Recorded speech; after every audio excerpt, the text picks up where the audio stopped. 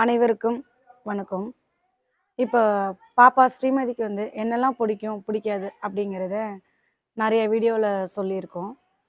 அ காரக்குழம்பு, பாவக்காய் காரக்குழம்புனா ஸ்ரீமதி ரொம்ப விரும்பி சாப்பிடுவான்னு சொல்லியிருக்கோம். அதேபோல பார்த்தீங்கன்னா, முருங்கானா ரொம்ப பிடிக்கும். அது வந்து சாம்பார்ல சமைச்சா சாப்பிடவே மாட்டா.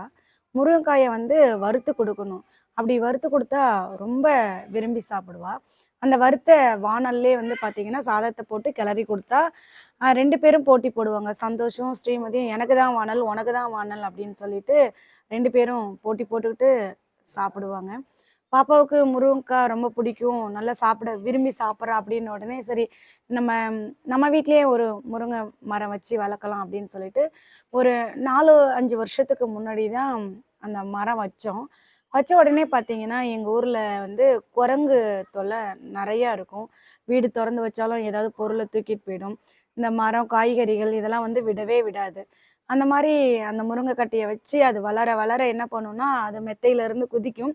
குதிச்சா அந்த கிளைகள் வந்து ஒடிஞ்சு ஒடிஞ்சு போயிடும்.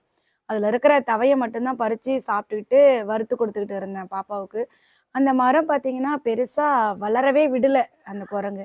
ஆனா, இந்த வருஷம் என்னன்னு தெரியல, ஒரு அதிசயமா பார்த்தீங்கன்னா, ஒரு 2 கிளை மட்டும் நல்லா பெருசா வந்து, இது இந்த முருங்கை மரம் பார்த்தீங்கன்னா, நம்ம வீட்டு முருங்கை மரம் தான்.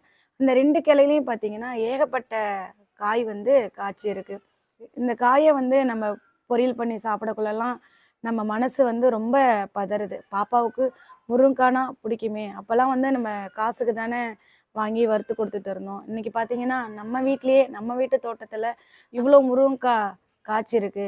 ஆனா, இத சாப்பிட நம்ம தங்கத்துக்கு குடுப்பனம் இல்லாம பண்ணிட்டானுங்களே!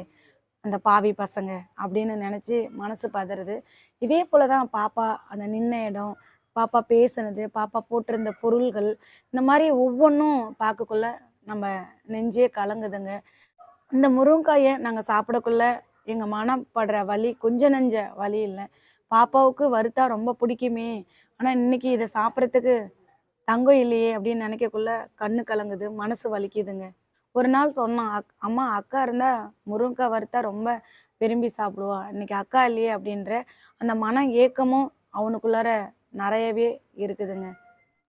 சந்தோஷுக்கு வந்து ஸ்ரீமதி ஒரு அம்மாவா இருந்தா. இன்னைக்கு ஒரு குழந்தைக்கு வந்து அம்மா இல்லன்னா எவ்வளோ மனம் கலங்குமோ, அதே வேதனைய தான் அனுபவிச்சுட்டு இருக்கான் சந்தோஷ். இந்த மரம் என்னைக்காவது பெருசா வராதா? இதுல காய் காய்க்காதா? அப்படின்னு பல நாள் நாங்க ஏங்கிட்டு இருந்தோம். ஆனா இன்னைக்கு காய்ச்சிருக்கு. இன்னைக்கு எங்களுடைய ஏக்கம் வந்து, என் புள்ள இல்லையே அப்படிங்கிற தவிப்போட இருந்துகிட்டு இருக்கிறோங்க.